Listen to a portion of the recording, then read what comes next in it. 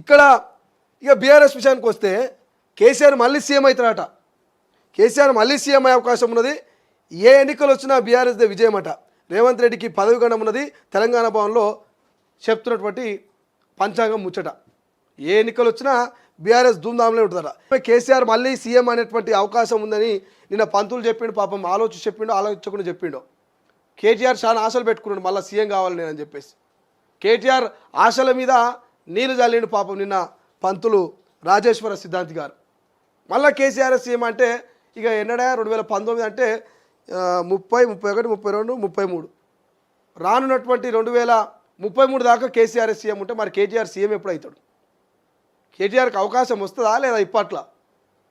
ఇదో ప్రశ్న. ఇప్పుడు ఈ కార్యకర్తలు వీళ్ళందరూ ఉంటారు కదా, అట్లా చెప్పినేమో పంతులు మళ్ళీ కేసీఆర్ సీఎం అంటే మరి మా కేటీఆర్ సార్ ఇక సీఎం కావద్దా? అవుతాడా కాడా మా కేటీఆర్ సార్ సీఎం అని ఒక అనుమానాలు తలెత్తున్నాయట.